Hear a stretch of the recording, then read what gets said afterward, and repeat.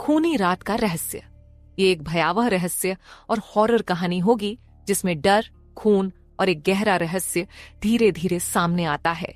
पूरी कहानी लगभग 5000 शब्दों की होगी। कहानी का शीर्षक खूनी रात का रहस्य। भाग 1। पुराना हवेली का सन्नाटा। रात का वक्त था। चांद बादलों में छिपा था और दूर दूर तक जंगल में सन्नाटा पसरा हुआ था। हवा में ठंडक और एक अजीब सी गंध थी, जैसे किसी पुराने मकान से सड़ांध उठ रही हो। गांव के लोग उस पुरानी हवेली की तरफ देखना भी पसंद नहीं करते थे। राजगढ़ हवेली, जिसके बारे में कहा जाता था कि वहां हर पूर्णिमा की रात कोई चीखता है। गांव के बुजुर्ग कहा करते थे, जिसने भी उस हवेली के भीतर कदम रखा वो वापस नहीं आया। लेकिन हर कहानी की तरह इस कहानी का भी एक जिज्ञासु इंसान था। अर्जुन मेहरा, एक पत्रकार जो अलौकिक घटनाओं की सच्चाई खोजने के लिए गांव गांव घूमता था। उसे लगा ये सिर्फ अंधविश्वास है और अगर वो सच सामने लाएगा तो उसका नाम अखबारों में छा जाएगा। उस रात अर्जुन अपनी जीप लेकर राजगढ़ गांव पहुंचा। गांव सुनसान था, बस एक चाय की दुकान खुली थी, जहां बूढ़ा दुकानदार गमछा कंधे पर रखे बैठा था। बाबा, ये हवेली किधर पड़ेगी? अर्जुन ने पूछा। बूढ़ा दुकानदार ने घूरते हुए कहा, बाबूजी, रात में वहां मत जाइए, वो जगह जिंदा लोगों के लिए नहीं है। मुझे डर नहीं लगता। अर्जुन मुस्कुराया। मैं सिर्फ कुछ तस्वीरें लेकर चला जाऊंगा। बूढ़ा कुछ कहना चाहता था, मगर अर्जुन ने पैसे रखे और निकल पड़ा। हवेली तक जाने वाला रास्ता पुराना और कंटीला था। जीप आधे रास्ते में बंद हो गई। आगे की सड़क कच्ची थी। अर्जुन ने टॉर्च उठाई और पैदल चल पड़ा। उसके हर कदम की आवाज सूखे पत्तों पर गूंज रही थी। थोड़ी देर बाद उसने देखा, हवेली सामने थी। टूटी हुई दीवारें, जंग लगा फाटक और झूलता हुआ एक पुराना नामपट्ट, राजगढ़ हवेली। अर्जुन ने कैमरा निकाला और गेट खोला। दरवाजे के चरमराने की आवाज ने माहौल और भी डरावना बना दिया। हवेली के अंदर घुसते ही उसे एक बदबूदार हवा का झोंका महसूस हुआ। दीवारों पर जाले थे, छत से चमगादड़ लटके थे। फर्श पर पुराने बर्तन, टूटी कुर्सियां और किसी और जमाने की चीजें बिखरी थीं। अर्जुन ने टॉर्च से चारों ओर रोशनी फेंकी। दीवार पर किसी के खून से लिखा था, मत आना। उसका दिल एक पल को थम गया, मगर उसने खुद को संभालते हुए कैमरा चालू किया और तस्वीर खींच ली। अचानक पीछे से कोई फुसफुसाया, क्यों आए हो तुम यहां? अर्जुन पलटा। कोई नहीं था। उसने फिर टॉर्च घुमाई। सब कुछ वैसा ही था। वो मुस्कुराया, शायद हवा होगी। लेकिन तभी उसे ऊपर से कदमों की आहट सुनाई दी, लकड़ी के फर्श पर किसी के चलने की आवाज। वो धीरे धीरे सीढ़ियां चढ़ने लगा। हर पायदान पर धूल की मोटी परत थी, फिर भी ऊपर किसी के हाल ही में चलने के निशान थे। सीढ़ियों के ऊपर पहुंचते ही उसने देखा, एक कमरा खुला था। दरवाजे पर लिखा था, अनामिका। वो अंदर गया। कमरे में एक पुराना झूला था जो अपने आप हिल रहा था। खिड़की बंद थी, फिर भी झूला हिल रहा था। झूले के पास जमीन पर एक गुड़िया पड़ी थी, आधी फटी, मगर उसकी आंखें ऐसी लग रही थीं जैसे वो जिंदा हो। अर्जुन ने झूला छुआ और तभी उसे एक बच्ची की हंसी सुनाई दी। वो डर गया, पीछे मुड़ा। खाली कमरा। वो धीरे धीरे पीछे हटने लगा। तभी दरवाजा अपने आप धड़ाम से बंद हो गया। अर्जुन ने पूरी ताकत लगाई, पर दरवाजा नहीं खुला। उसकी सांसें तेज हो गईं। कैमरे की रिकॉर्डिंग में बस उसकी सांसों की आवाज और हल्की सी बच्चों की हंसी कैद हो रही थी। कुछ देर बाद झूला बंद हो गया। फिर कमरे में एक परछाई दीवार पर दिखाई दी। लंबी सफेद कपड़ों में एक औरत की आकृति। कौन हो तुम? अर्जुन ने चिल्लाया। वो आकृति धीरे धीरे उसकी ओर बढ़ी। टॉर्च की रोशनी में उसने देखा, औरत के चेहरे पर खून था। उसकी आंखें लाल चमक रही थीं। वो धीरे धीरे बोली, तुम्हें नहीं आना चाहिए था। ये जगह अब तुम्हारी है। अर्जुन ने दरवाजा तोड़ने की कोशिश की और जैसे ही दरवाजा खुला वो नीचे गिर गया। उसका सिर जमीन पर लगा और कैमरा फर्श पर गिरकर टूट गया। जब अर्जुन को होश आया, वो हवेली के बाहर था। सुबह हो चुकी थी। सामने गांव वाले खड़े थे। तुम रात को अंदर कैसे बचे? किसी ने पूछा। अर्जुन कुछ नहीं बोला। उसके कपड़े खून से सने थे, मगर उसका खुद का खून नहीं था। क्या वो खून किसी और का था? क्या अर्जुन हवेली में सचमुच किसी आत्मा से मिला था, या उस हवेली के पीछे कोई इंसानी रहस्य छिपा था? अगला भाग, अनामिका की मौत का सच। क्या मैं भाग दो भेजूं अभी? ये एक भयावह रहस्य और हॉरर कहानी होगी, जिसमें डर, खून और एक गहरा रहस्य धीरे धीरे सामने आता है। पूरी कहानी लगभग 5000 शब्दों की होगी। कहानी का शीर्षक, खूनी रात का रहस्य, भाग 1। पुराना हवेली का सन्नाटा। रात का वक्त था, चांद बादलों में छिपा था और दूर दूर तक जंगल में सन्नाटा पसरा हुआ था। हवा में ठंडक और एक अजीब सी गंध थी, जैसे किसी पुराने मकान से सड़ांध उठ रही हो। गांव के लोग उस पुरानी हवेली की तरफ देखना भी पसंद नहीं करते थे। राजगढ़ हवेली, जिसके बारे में कहा जाता था कि वहां हर पूर्णिमा की रात कोई चीखता है। गांव के बुजुर्ग कहा करते थे, जिसने भी उस हवेली के भीतर कदम रखा वो वापस नहीं आया। लेकिन हर कहानी की तरह इस कहानी का भी एक जिज्ञासु इंसान था। अर्जुन मेहरा, एक पत्रकार जो अलौकिक घटनाओं की सच्चाई खोजने के लिए गांव गांव घूमता था।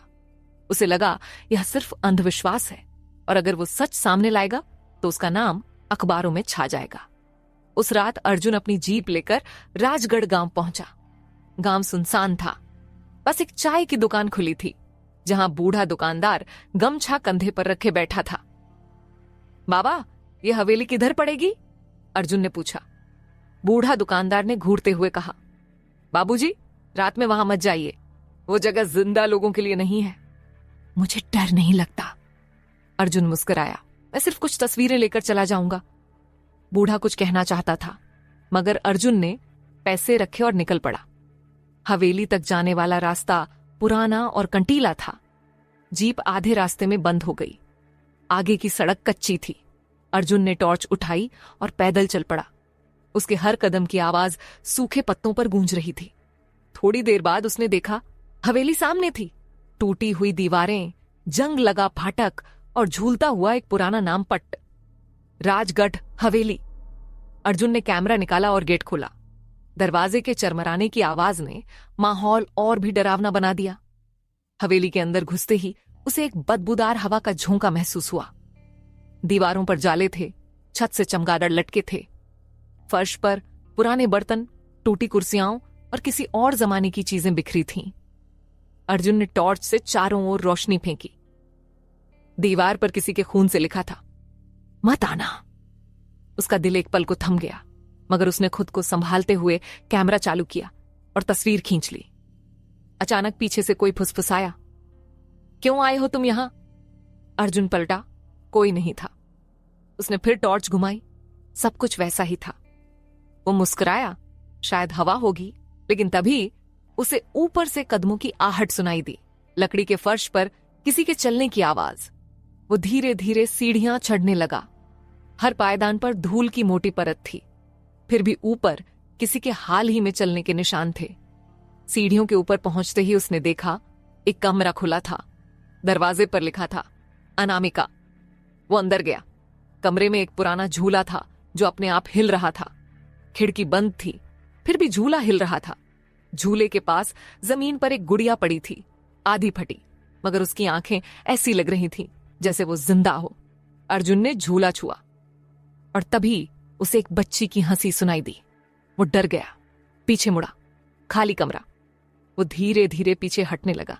तभी दरवाजा अपने आप धड़ाम से बंद हो गया। अर्जुन ने पूरी ताकत लगाई, पर दरवाजा नहीं खुला। उसकी सांसें तेज हो गईं। कैमरे की रिकॉर्डिंग में बस उसकी सांसों की आवाज और हल्की सी बच्चों की हंसी कैद हो रही थी। कुछ देर बाद झूला बंद हो गया। फिर कमरे में एक परछाई दीवार पर दिखाई दी। लंबी सफेद कपड़ों में एक औरत की आकृति। कौन हो तुम? अर्जुन ने चिल्लाया। वो आकृति धीरे धीरे उसकी ओर बढ़ी। टॉर्च की रोशनी में उसने देखा, औरत के चेहरे पर खून था। उसकी आंखें लाल चमक रही थीं। वो धीरे धीरे बोली, तुम्हें नहीं आना चाहिए था, यह जगह अब तुम्हारी है। अर्जुन ने दरवाजा तोड़ने की कोशिश की और जैसे ही दरवाजा खुला वो नीचे गिर गया। उसका सिर जमीन पर लगा और कैमरा फर्श पर गिरकर टूट गया। जब अर्जुन को होश आया, वो हवेली के बाहर था। सुबह हो चुकी थी। सामने गांव वाले खड़े थे। तुम रात को अंदर कैसे बचे? किसी ने पूछा। अर्जुन कुछ नहीं बोला। उसके कपड़े खून से सने थे, मगर उसका खुद का खून नहीं था। क्या वो खून किसी और का था?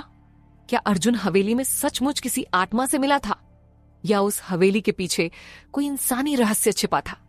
अगला भाग, अनामिका की मौत का सच। बहुत बढ़िया, तो अब शुरू करते हैं। खूनी रात का रहस्य, भाग 2, अनामिका की मौत का सच। अर्जुन पूरे दिन बेहोश पड़ा रहा। जब उसने आंखें खोलीं तो खुद को एक पुराने कमरे में पाया। बगल में गांव की एक महिला बैठी थी, गौरीबाई। बेटा, भगवान का शुक्र है तू जिंदा लौट आया, उसने कहा। अर्जुन ने माथे पर हाथ फेरा। सिर पर पट्टी बंधी थी। मैं हवेली में था, वहां। हां, सब जानते हैं। गौरीबाई ने गहरी सांस ली। राजगढ़ हवेली का नाम सुनते ही लोग कांपते हैं। अर्जुन ने बैठते हुए पूछा, कौन थी वो? अनामिका। वो नाम उस कमरे के दरवाजे पर लिखा था। गौरीबाई कुछ पल चुप रहीं, फिर बोली, अनामिका ठाकुर की बेटी थी, राजगढ़ के ठाकुर साहब की एकलौती संतान। 30 साल पहले एक तूफानी रात में उसकी हत्या हुई थी। अर्जुन के कान खड़े हो गए। हत्या? हां, और कहा जाता है कि उस रात से अब तक उसकी आत्मा हवेली में भटकती है। ठाकुर साहब भी उसी रात गायब हो गए, बस हवेली रह गई। और चीखें। अर्जुन ने अपना नोटबुक निकाला। मतलब ये कोई आत्मा की कहानी नहीं, एक अनसुलझा केस है। अगर मैं उस रात के सच तक पहुंच जाऊं तो। गौरीबाई बोली, बेटा, सच जानने की कोशिश मत कर। वहां जो हुआ था वो इंसान नहीं समझ सकता। अर्जुन ने तय कर लिया, वो दोबारा हवेली जाएगा, इस बार दिन के उजाले में। दिन का उजाला, हवेली में दोबारा कदम। दोपहर के वक्त अर्जुन हवेली पहुंचा। धूप की किरणें टूटी खिड़कियों से अंदर आ रही थीं, मगर हवेली फिर भी उदास थी। वो उसी कमरे में गया। अनामिका। झूला वहीं था, अब स्थिर। दीवार पर खून के धब्बे सूख चुके थे। अर्जुन ने कोने में पड़े एक पुराने ट्रंक को खोला। अंदर एक लाल डायरी, कुछ तस्वीरें और एक टूटी हुई चांदी की चेन थी। डायरी पर लिखा था, अनामिका ठाकुर, 1989। उसने पढ़ना शुरू किया। आज पिताजी ने फिर मुझे उस आदमी से मिलने को कहा जो मुझसे शादी करना चाहता है, लेकिन मैं अर्जुन से प्यार करती हूं। अगर उन्होंने जाना तो सब खत्म हो जाएगा। अर्जुन चौंक गया। डायरी में जिस अर्जुन का जिक्र था वो 30 साल पुराना था। क्या नाम का यह सिर्फ इत्तेफाक था? वो आगे पढ़ता गया। आज रात मुझे भाग जाना होगा, हवेली में खून बहने वाला है। और फिर डायरी वहीं खत्म हो गई। आखिरी पन्ना फाड़ा हुआ था। अर्जुन ने कैमरा चालू किया और रिकॉर्ड करने लगा। यह हवेली का असली सुराग है। अनामिका ठाकुर ने किसी से प्यार किया था और शायद उसी रात उसकी हत्या हुई। पर किसने की? तभी पीछे से किसी के कदमों की आवाज आई। अर्जुन पलटा। दरवाजे पर एक बूढ़ा आदमी खड़ा था, लंबा, सफेद दाढ़ी वाला, आंखों में डर। तुम कौन? अर्जुन ने पूछा। मेरा नाम गोविंद है, बूढ़ा बोला। मैं ठाकुर साहब का नौकर था, आखिरी जिंदा गवाह। अर्जुन ने तुरंत कैमरा उसकी ओर किया। बताइए, उस रात क्या हुआ था? गोविंद कांपते हुए बोला। उस रात हवेली में चीखें गूंजी थीं। ठाकुर साहब ने अपनी बेटी को कमरे में बंद कर दिया था। वो भागना चाहती थी एक गरीब लड़के के साथ। नाम था अर्जुन। अर्जुन का दिल तेज धड़कने लगा। गोविंद बोला, ठाकुर ने कहा मेरी इज्जत मिट्टी में मिल जाएगी। और फिर उसने, गोविंद की आवाज कांप गई, उसने अपनी ही बेटी को मार डाला। अर्जुन के हाथ कांप गए। और फिर ठाकुर ने खुद को हवेली की दीवार में चुनवा लिया ताकि कोई जान ना पाए कि उसने क्या किया। अर्जुन सन्न रह गया। मतलब अनामिका की आत्मा इसीलिए भटकती है? गोविंद ने धीमे से सिर हिलाया। हर पूर्णिमा की रात वो लौटती है, अपने पिता को ढूंढने, अपना बदला लेने। अर्जुन ने पूछा, दीवार में चुनवा लिया? कौन सी दीवार? गोविंद ने कंपाते हाथ से इशारा किया। उस कमरे की पिछली दीवार, जहां से हमेशा खून की गंध आती है। अर्जुन ने टॉर्च निकाली और दीवार के पास गया। दीवार पर हल्की दरार थी और उसमें से लाल रंग का धब्बा रिस रहा था। उसने छेनी से दीवार खोदनी शुरू की। धीरे धीरे दीवार से एक कंकाल बाहर झांका। गले में वही टूटी हुई चांदी की चेन जो डायरी के साथ मिली थी। अर्जुन ने चौंकते हुए कहा। ये ठाकुर नहीं, ये तो अनामिका है। गोविंद की आंखें फैल गईं। नहीं, ठाकुर की लाश कभी नहीं मिली थी। और तभी दीवार के अंदर से किसी की आवाज आई। गोविंद, तूने मुझसे झूठ बोला। गोविंद जमीन पर गिर पड़ा। अर्जुन पीछे हटा। दीवार खुद दरकने लगी। अंदर से धुएं की तरह एक काली आकृति निकली। वही चेहरा, वही आंखें जो अर्जुन ने पिछली रात देखी थीं। तूने मेरे पिता को जिंदा दीवार में बंद किया। तू भी मर। वो आवाज गरजी। गोविंद की चीख गूंजी और वो वहीं मर गया। अर्जुन डर के मारे भागा, लेकिन दीवार के भीतर से एक और आवाज आई। अर्जुन, वो पलटा। अनामिका, तू लौट गया है 30 साल बाद। अर्जुन का दिमाग घूम गया। मैं कोई अर्जुन नहीं, मैं पत्रकार हूं। नहीं, आवाज बोली, तेरी आंखें वही हैं, तेरी आत्मा वही है। तू वही अर्जुन है जिसने मुझसे वादा किया था कि भाग चलेंगे। हवा ठंडी हो गई। हवेली की छतें चरमराने लगीं। अर्जुन की सांस रुकने लगी। अनामिका, मैं, अब वक्त पूरा हुआ। तू मुझे अधूरा छोड़कर गया था, आज साथ चलेगा। कमरे की लाइट अपने आप बंद हो गई। अर्जुन की टॉर्च गिर गई और अगले ही पल हवेली से एक चीख गूंजी। सुबह गांव के लोग दौड़ते हुए हवेली पहुंचे। कमरा टूटा हुआ था, दीवार गिर चुकी थी। गोविंद की लाश वहां पड़ी थी और अर्जुन कहीं नहीं था। बस दीवार पर किसी ने खून से लिखा था, अब मैं अकेली नहीं हूं। भाग 3, हवेली की वापसी। अगले हिस्से में पुलिस जांच शुरू होती है। हवेली फिर से सक्रिय होती है और असली खूनी रात दोहराई जाती है। बहुत बढ़िया। अब शुरू करते हैं कहानी का सबसे डरावना हिस्सा, खूनी रात का रहस्य। भाग 3, हवेली की वापसी। राजगढ़ गांव में सुबह की हवा भी भारी लग रही थी। सूरज तो उगा था, मगर हवेली की दिशा में अजीब सा धुआं मंडरा रहा था। गांव के बच्चे उस तरफ झांकने की हिम्मत नहीं कर रहे थे। चौकीदार हरिराम ने पुलिस को खबर दी, मां साहब, हवेली में फिर खून हुआ है। थोड़ी देर में इंस्पेक्टर देवेंद्र चौहान अपनी टीम के साथ पहुंचे। हवेली का गेट खुला था, जैसे किसी ने अंदर आने का न्योता दिया हो। अंदर जाते ही दीवारों से सड़ी हुई गंध उठी। कमरे के बीचों बीच गोविंद की लाश थी और जमीन पर अर्जुन का टूटा हुआ कैमरा।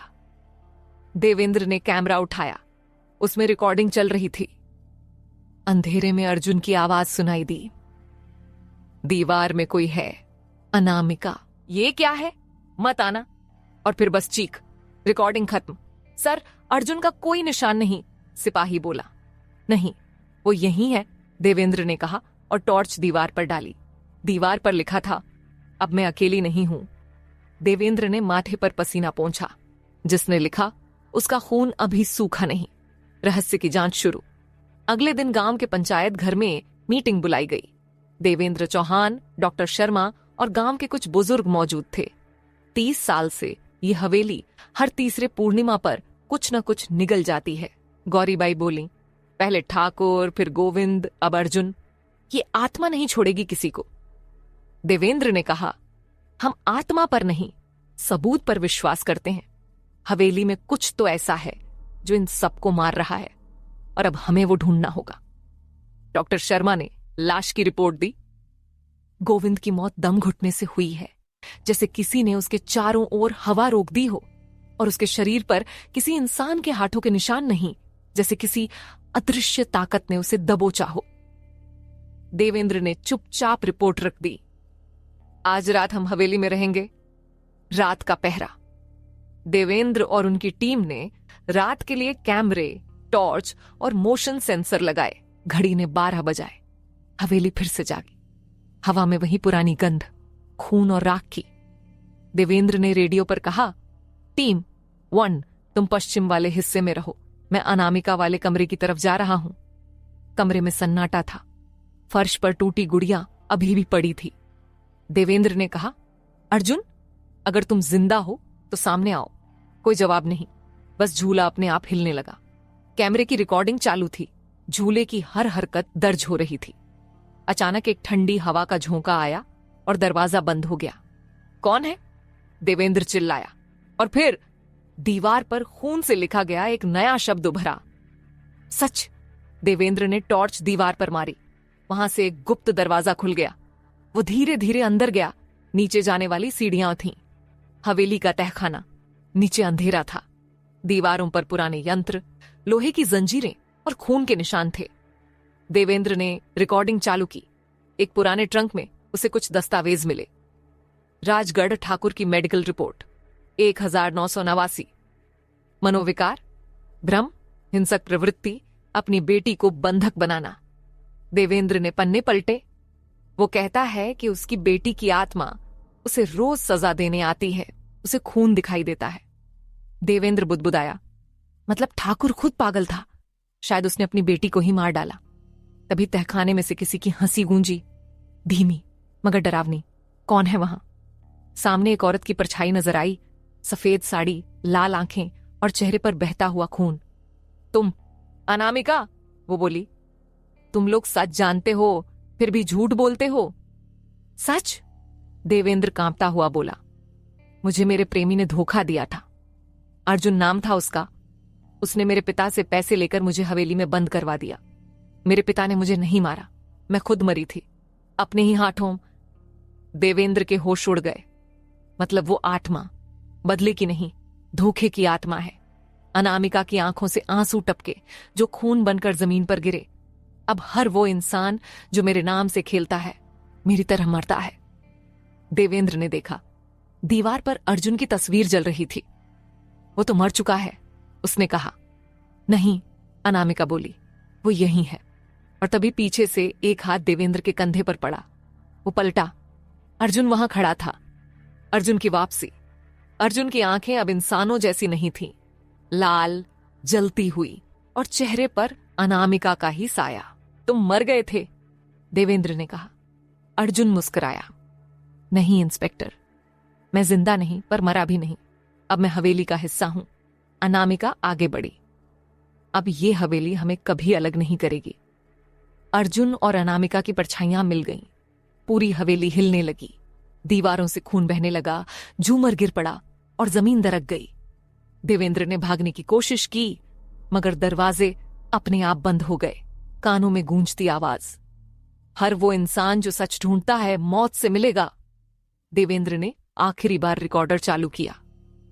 यह हवेली जीवित है, इसमें इंसान नहीं आत्माएं बसती हैं। अगर कोई ये टेप सुने तो यहां मत आना। और फिर एक जोरदार धमाका हुआ। सुबह की खामोशी। अगले दिन जब पुलिस की दूसरी टीम पहुंची, हवेली जमीन में ढंसी हुई थी, जैसे किसी ने उसे निगल लिया हो। देवेंद्र, अर्जुन, अनामिका, किसी का निशान नहीं। बस हवेली के मलबे में एक कैमरा पड़ा मिला। उसमें अंतिम रिकॉर्डिंग थी। अब राजगढ़ हवेली फिर कभी नहीं जागेगी। लेकिन उस रात गांव में एक बच्चा गायब हुआ और हवेली के खंडहरों से किसी ने हंसी सुनी। अर्जुन, चलो फिर एक खूनी रात शुरू करें। भाग 4, अंतिम खूनी रात। इस आखिरी हिस्से में कहानी अपने चरम पर पहुंचेगी, जहां हवेली का असली श्राप खुलता है और पूरी धरती उस रात फिर खून से लाल हो जाती है। क्या मैं भाग 4 अभी भेज दूं?